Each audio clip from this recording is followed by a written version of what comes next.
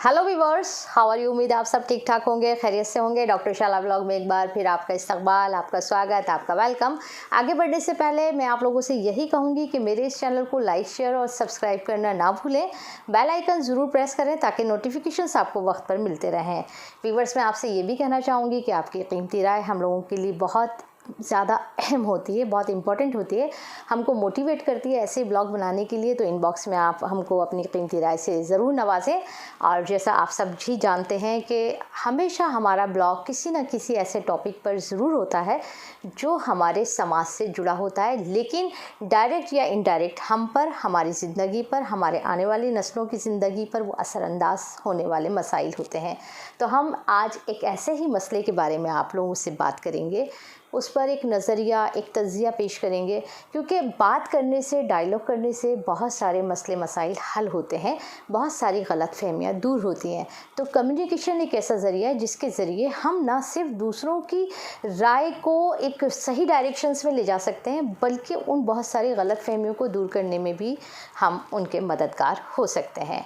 आप लोगों ने देखा होगा कि मीडिया में पिछले 10-20 सालों से, बहुत ज़्यादा पुरानी बात नहीं है ये, एक नई टर्म लव जिहाद के नाम से बहुत तेज़ी के साथ फैल रही है।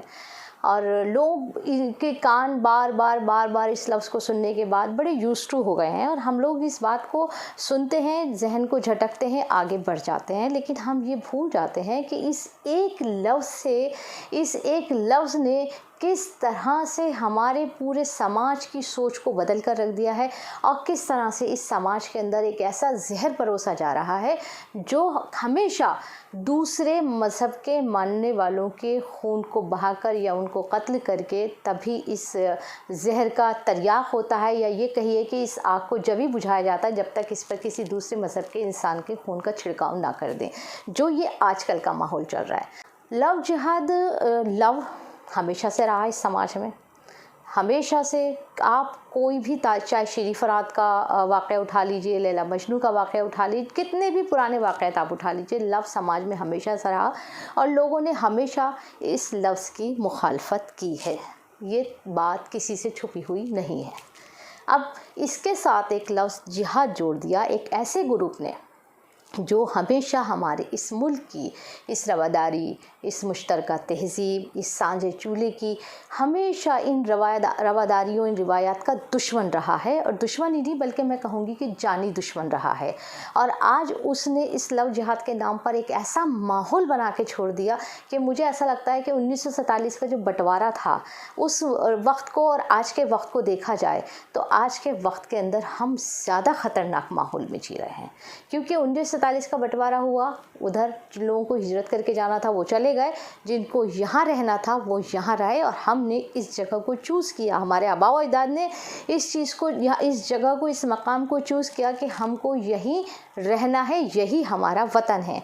अब उसके बाद जिस तरह का माहौल पूरे समाज के अंदर पिछले 10-20 सालों से बनाया जा रहा है, कहीं आपको मॉब लिंचिंग के वाक़े सुनाई देंगे, कहीं लव जिहाद के नाम पर लोगों का कत्लेआम होता दिखाई देगा। इन लोगों ने लव को एक ऐसे लफ्ज़ के साथ जोड़ दिया कि जिसके साथ उन्होंने जिहाद वर्ड लगा दिया। इन लोगों को हर चीज़ में जिहाद दिखाई देता है। अभी कुछ दिन पहले हमारे एक मशहूर टीवी जो न्यूज़ चैनल है, उस पर एक जिहाद की बहुत सारी किस्सें बयान की गई थी। मैं उन लोगों के बारे में बात करना नहीं चाहती, क्योंकि वो लोग सिर्फ समाज के अंदर एक ऐसी ही चीज़ परोसते हैं जिससे हम सब आपस में एक दूसरे से दूरी बनाए रखें। आजकल कोरोना का टाइम है, दूरी बनाए रखना बहुत ज़रूरी है, लेकिन दूरी जो है वो फिज़िकल होनी चाहिए, दिलों की नहीं होनी चाहिए, सोशल नहीं होनी चाहिए। हम एक दूसरे के साथ जुड़े हुए हैं। इस रस्मों रिवाज, इस माहौल, इस आबो हवा में ही हमारी पैदाइश हुई है, हमारी परवरिश हुई है, और हम इससे किसी भी तरह से न अलग हो सकते, न कोई हमें अलग कर सकता। हम बात कर रहे थे लव जिहाद की। तो ये लोग क्या करते हैं कि किसी भी मोहब्बत करने वाले को अगर वो गलती से किसी दूसरे मज़हब का हो, मुस्लिम मज़हब का हो, ईसाई मज़हब का हो, और तो और अब ये तो जो इनके यहाँ गैर मुस्लिमों के अंदर जो कास्टिज़म है उसको लेकर भी ये एक तरह से एक ऐसा माहौल बना देते हैं कि सामने वाला दूसरा हमेशा एक ऐसी ओपिनियन क्रिएट कर लेता है, एक ऐसी नफ़रत उसके जहन में भर देते हैं कि हमेशा दोनों गुट एक दूसरे के खून के प्यासे हो जाते हैं। और ये बहुत ज़्यादा लोग नहीं हैं, इनकी तादाद बहुत ज़्यादा नहीं है।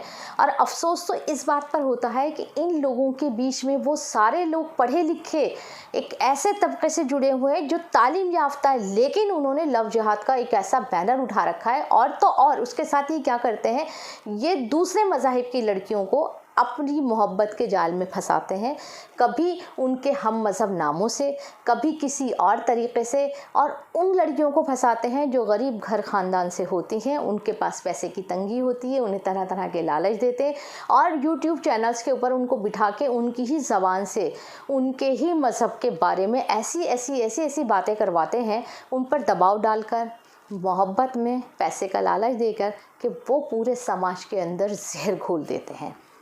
तो ये लव और ये जिहाद जो लफ्ज़ जुड़ा है, मैं आपको फिर कहूँगी कि जो लफ्ज़ है ये हमेशा एक झगड़ा रहा जनरेशन टू जनरेशन। हाँ, love versus generation to generation. हमेशा बड़ी नस्ल के जो हमारी बुज़ुर्ग लोग हैं, उन्होंने हमेशा समझाने की कोशिश की कि नई नस्ल अगर लव के चक्कर में पड़ जाएगी या मोहब्बत के चक्कर में पड़ जाएगी तो घर ख़ानदान वो जिम्मेदारियाँ, लड़की उनकी पसंद से नहीं आएगी या लड़का उनकी पसंद का नहीं होगा। ये सब आप सब जानते हैं, बहुत अच्छे से जानते हैं।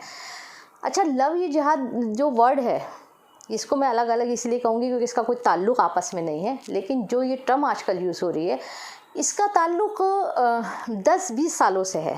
मुझे अफ़सोस इस बात का होता है कि अकबर और जोधा का जो लव है उसको तो कभी लव जिहाद का नाम नहीं दिया गया, उस दौर में तो कभी ये सवाल नहीं उठा। और बल्कि आप लोगों को याद होगा कि बड़े बड़े घर ख़ानदानों के लोग वहाँ मतलब मुस्लिम राजा के दरबार में हमेशा हिंदुओं को बड़े अच्छे अच्छे ओहदे रहे, दूसरे मज़ाहिब के लोगों को अच्छे अच्छे ओहदे मिलते रहे। लेकिन ये नफ़रत का जहर बेचने वाले लोग इस बात को भूल जाते हैं कि हम इस समाज की रगों में कौन सा जहर भर रहे हैं। आपको मैं अब दूसरी तरफ लेकर आती हूँ कि रियल जिहाद क्या है। ये लोग ये भूल जाते हैं कि दूसरे इस्लामिक ममालिक में हमारे मुल्क के किस कदर लोग जो मुस्लिम भी हैं, हिंदू भी हैं, सिख भी हैं, ईसाई भी, हिंदुस्तानी हैं, वो जब दूसरे इस्लामिक ममालिक में जाते हैं और वहाँ पर रियाल के अंदर जो इकनॉमी लेकर आते हैं, जो पैसा इस देश में भेजते हैं, वहाँ इनको मज़हब नहीं दिखाई देता है। इनको मज़हब दिखाई देता है इस सरज़मीन पर, इनको मज़हब दिखाई देता है इस आबो हवा में, इनको मज़हब दिखाई देता है इस खूबसूरत माहौल को ख़राब करने के लिए। क्योंकि इनके जो जहन है वो गंदगियों से इतने भरे हुए हैं कि उनको दूर करना बहुत ही मुझे ऐसा लगता है कि नामुमकिन है, जब तक हमारे समाज के सारे लोग खड़े ना हो जाए। इनको वो पैसा इकनॉमी हिंदुस्तान में आती हुई बहुत बुरी लगती है। ये ऐसी हरकतें करते हैं कि हम सबका सर शर्म से झुक जाए। ये ऐसी हरकतें करते हैं कि इनके बातों, इनके दबाव में आके वो लोग भी इस तरह के बयान दे देते हैं कि उनको कभी अपनी नौकरियों से हाथ धोना पड़ता है, कभी जेल की सज़ा काटनी पड़ती है, या कभी उनको दूसरी पेनल्टीज पे करनी पड़ती है। और उस सब के ज़िम्मेदार यही लोग हैं जो लव जिहाद के नाम पर इस तरह का माहौल बना रहे हैं। जो रियाल आते हैं, जो पैसा आता है, जो दूसरों की ज़िंदगी अच्छे से गुजरती है, वो इनसे बर्दाश्त नहीं होती है। इनको ऐसा लगता है कि हमको तो ये माहौल ये नसीब नहीं हो रहा, ये फैसिलिटीज़ हम तो अवेल कर नहीं रहे हैं, हमारी नस्लें तो अवेल करेंगी नहीं, तो क्यों ना जो दूसरे लोग आगे बढ़ रहे हैं और मुल्क की इकनॉमी को मजबूत करने में एक अहम रोल अदा कर रहे हैं, उनके पैर पीछे घसीट लिए जाएं। तो मैं आप लोगों से यही कहना चाहूँगी कि ऐसे लोगों की बातों से अपने जहन को बिल्कुल साफ़ कीजिए। और हम सबकी ज़िम्मेदारी है कि इस लव जिहाद को, इस रियल जिहाद को, इन सब को लोगों को समझाएं, उनको बताएं और इस चीज़ पर भी नज़र रखें कि बहुत सारे मुस्लिम आदमी जो कभी लड़के थे, मतलब आदमी कहूँगी, बहुत सारे ऐसे मुस्लिम हैं जो बीजेपी और आरएसएस में दामाद की हैसियत रखते हैं और उनकी बाकायदा दावतें होती हैं, बाकायदा उनको अच्छे अच्छे पदों पर रखा जाता है। उस टाइम उनको लव जिहाद नहीं दिखाई देता।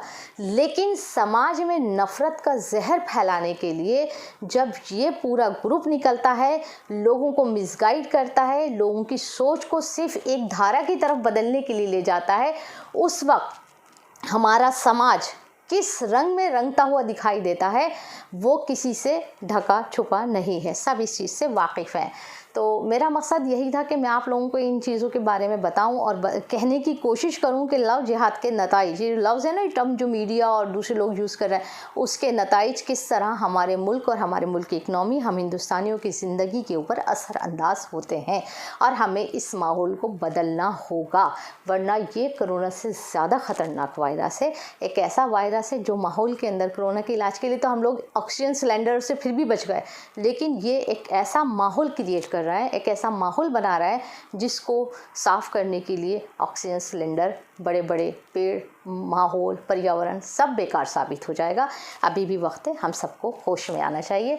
मिलते हैं अगले ब्लॉग में, तब तक के लिए खुदा हाफिज़।